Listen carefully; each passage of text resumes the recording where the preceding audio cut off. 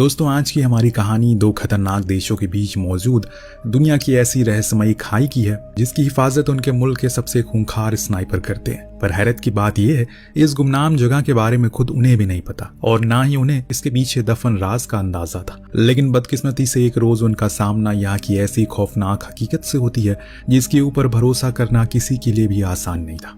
तो कहानी की शुरुआत एक अंधेरी गुफा से होती है जहां छुपी ड्रासा किसी को बेसब्री से इंतजार कर रही है। दरअसल ड्रासा एक जानलेवा स्नाइपर है और पैसे लेकर लोगों की जान के साथ खिलवाड़ करना उसका पेशा है। और आज भी वो यहाँ घंटों बैठकर अपने किसी शिकार को ठिकाने लगाने आई है। तभी उसके सामने आते प्लेन से एक शख्स सीढ़ियों से नीचे उतरता दिखता है और ड्रासा हमेशा की तरह अपने अचूक निशाने से मात्र एक ही गोली में उसे मारकर जान से खत्म कर देती है। इसके बाद अपने बुलेट के शेल संभाल कर पास रखती है और बंदूक को पैक करके रवाना हो जाती है, जिसके साथ ही कहानी लेवी नाम के एक दूसरे आदमी की तरफ शिफ्ट होती है।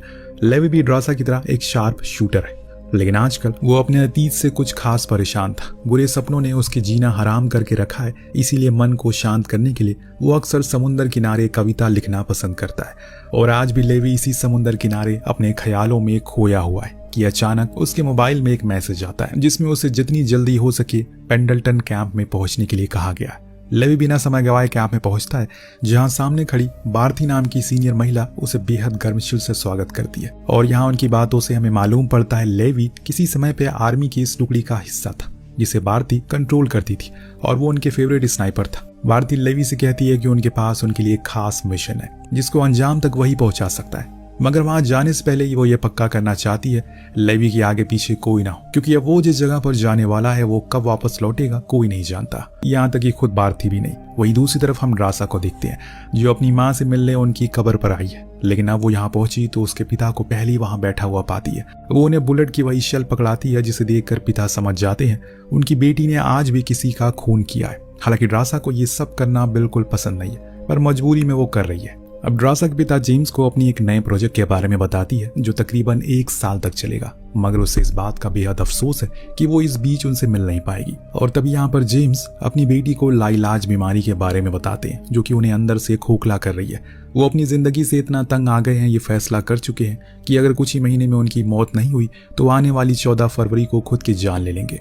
पिता की यह बातें सुनकर उसकी आंखों में आंसू आ जाते हैं। उसे महसूस होता है कि शायद ये उसके पिता की आखिरी मुलाकात होगी। कहानी आगे बढ़ती है, हम मिशन पर जा रहे लेवी से रूबरू होते हैं। उसकी आंख खुलती है तो वो खुद को एक प्लेन में पाता है, लेकिन वो कहाँ जा रहा है उसे बिल्कुल अंदाजा नहीं है। अभी पायलट जाकर उसे बताती है कि अब उसके उतरने का समय हो गया है, जहाँ से 32 किलोमीटर की पैदल यात्रा करके उसे अपनी मंजिल तक पहुंचना है। कुछ जरूरी चीजों के साथ पैराशूट थमाकर पायलट लेवी को लैंड करवा देती है। यहाँ से 2 रोज लगातार चलने के बाद आखिरकार लेवी वहां पहुंच जाता है। यहाँ उसकी मुलाकात जेडी नाम के एक आदमी से होती है जो उसे एक वॉच टावर की तरफ लेकर जाता है। लेवी को बताता है कि अब अगले 1 साल तक उसे इसी वॉच टावर पर काम करना है। इससे पहले वो यहाँ काम करता था, अब उसका नंबर है। अब वो जैसे ही चारों तरफ नजर घुमाता है सिर्फ और सिर्फ शांति सुनाई देती है, जिसके अंदर न जाने क्यों उसे एक भयानक सुनामी का एहसास होता है। लेवी को यह समझते देर नहीं लगती कि ये जगह जैसी दिखती है वैसी बिल्कुल नहीं है। यहाँ जरूर कुछ ऐसा है जिसके बारे में कोई नहीं बताना चाहता। कुछ ही देर में बातों ही बातों में जेडी से इसके बारे में वो आखिर पूछ ही लेता है। तो जेडी कहता है कि असल में इस वीरान जगह को जॉर्ज कहा जाता है। ये एक तरह की खाई है, इतनी गहरी और डरावनी है कि आज तक वहां कोई पहुंच ही नहीं पाया। उसे अब इसी की पहरेदारी करनी है। इसके बाद वो लेवी को यहाँ के कानून बताता है कि वो महीने में केवल एक ही बार यहाँ के लोगों से कांटेक्ट कर सकता है। जिस वॉच टावर पर वो खड़ा है इसका नाम वेस्ट टावर है और इसके ठीक सामने एक और टावर है जिसका नाम है ईस्ट टावर, जिस पर कोई ना कोई गार्ड तैनात होगा, लेकिन उसे कभी किसी तरीके का कोई संपर्क नहीं रखना। और तो और नीचे ढेर सारी माइंस भी लगी है, तो अगर कभी कभार ब्लास्ट हो जाती तो उन्हें ही ठीक उसे करना पड़ेगा। लेवी उसकी एक एक बातों को ध्यान देता है, लेकिन एक सवाल अभी भी उसके दिमाग में चल रहा था, आखिर यहाँ नीचे ऐसा क्या है जिसके लिए ये जगह राज बनी हुई है। तो जेडी एक ग्रेनेड निकालता है और उसे नीचे जॉर्ज में फेंक देता है। जैसे ही वो खाई से जाकर टकराता है अचानक सुनसान पड़ा वो पहाड़ी इलाका डरावनी आवाजों में बदल जाता है और ये आवाज इतनी जबरदस्त होती है इसे सुनकर लेवी भी दंग रह जाता है। जेडी उससे कहता है कि ये जिन आवाजों को तुम सुन रहे हो इसे हॉलो मैन कहा जाता है। ये एक विचित्र क्रिएचर है जो जॉर्ज की गहराइयों में छुपे रहते हैं और तुम्हें इन्हें किसी भी हालत में यहाँ से निकलकर ऊपर नहीं आने देना है और यही तुम्हारा काम है। लेकिन ये बात कितनी सच है और कितनी झूठ है ये खुद ना तो उसे पता है और ना ही उसे पहले आने वाले किसी भी इंसान को, क्योंकि एक बार इसी के पता लगाने के लिए साल 1940 में 24 लोगों की बटालियन को इसके नीचे भेजा गया था। लेकिन अफसोस एक भी आदमी आज तक वापस नहीं लौटा। जेडी तो बस लेवी को बता रहा है जो यहाँ ड्यूटी करने वाले हर इंसान को उससे पहले दिन बताई जाती है। इसके बाद वो सब कुछ उसे हैंड ओवर करके घर की तरफ निकल पड़ता है और रास्ते में वो सिग्नल देने के लिए स्मोक करता है, जिसको देखकर कुछ ही मिनटों में एक हेलीकॉप्टर जेडी को लेने के लिए आ जाता है। लेकिन हेलीकॉप्टर पर बैठने से पहले एक शख्स जेडी से उसकी आईडी पूछता है और जैसे ही जेडी अपनी आईडी बताता उसे वहीं पर शूट करके नीचे फेंक दिया जाता है। यानी कि दोस्तों, पिछले 75 सालों में गुमनाम रही ये जगह इतनी कॉन्फिडेंशियल है कि यहाँ आने वाला इंसान कभी वापस नहीं जा पाता और जिस दिन वो यहाँ पर जाने का फैसला करता है उसे 1 साल बाद उसकी मौत भी पक्की हो जाती है, ठीक वैसी जैसे बेचारे जेडी के साथ हुआ। फिलहाल लेवी पहले दिन अपने काम पर लगा था और बारीकी से अपना सारा फर्ज निभाता है। धीरे धीरे पूरे 1 महीने बीत जाते हैं। वो हेडक्वार्टर में फोन लगाकर सब कुछ ठीक होने की बात कहकर फोन काट देता है। समय बिताने के लिए कपबोर्ड की कुछ किताबें ढूंढने लगता है। इसी दौरान उसकी नजर कपबोर्ड के पीछे पड़ती है जिस पर यहाँ तक अब तक रहने वाले लोगों ने अपने तजुर्बे के तौर पर कुछ न कुछ संदेश दिया था। हर एक मैसेज इस जगह की अपनी अलग खासियत बता रहा था।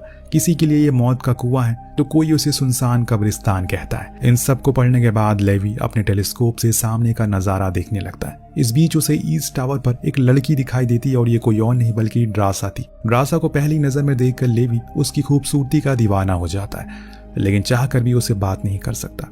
वक्त के साथ अब ड्रासा को भी सामने वाले टावर में लेवी के होने का अंदाजा लग जाता है और एक रोज जब उसका जन्मदिन होता है तो वो अपने अकेलेपन को दूर करने के लिए उसे बात करने का फैसला करती है, जहां वो सबसे पहले एक पेपर पर लिखकर उसका नाम पूछती है। पहले तो लेवी दूर से नियमों का हवाला देकर बात ना करने की एडवाइस देता है, लेकिन ड्रासा के नाम बताने के बाद वो रुक नहीं पाता और कुछ इसी अंदाज में उनके बीच में बातों का सिलसिला शुरू होता है। इसके बाद वो अच्छे दोस्त बन जाते हैं। एक दिन ऐसे ही शाम को एक दूसरे पर निशानेबाजी की प्रैक्टिस करते वक्त ड्रासा की नजर खाई से आ रहे मॉन्स्टर यानी कि हॉलो मैन पर पड़ती है, जो कि धीरे धीरे ऊपर की तरफ आ रहे थे। ड्रासा फौरन लेवी को इसके लिए अलर्ट करती है और फिर वो दोनों अपनी ऑटोमेटिक गन से उन्हें मारना शुरू करते हैं और इसके कुछ ही देर बाद आखिरकार वो उन्हें पूरा खत्म कर देते हैं। इस बीच उन्हें एहसास हो जाता है कि इन मॉन्स्टर से निपटना है तो दोनों को एक साथ काम करना पड़ेगा। सुबह होती है, हम लेवी को वॉच टावर के पास लगी डायनामाइट ठीक करते हुए देखते हैं कि तभी उसके सामने एक उड़ता हुआ ड्रोन आता है। लेवी को समझ नहीं आता कि आखिर ये ड्रोन नीचे जॉर्ज से कैसे आया और यहाँ उसे किसने भेजा।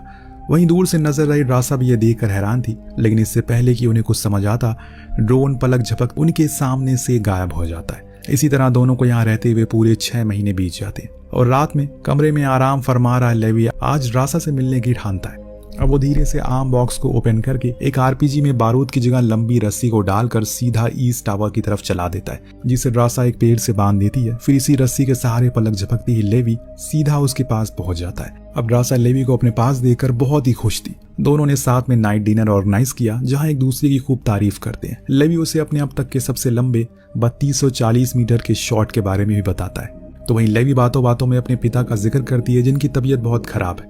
डिनर खत्म होता है, एक रोमांटिक सॉन्ग पर डांस करते हैं जहां कब एक दूसरे के इतने करीब आ जाते हैं उन्हें पता ही नहीं चलता। लेवी यहाँ ड्रासा को अब धीरे धीरे प्यार करने लगा था।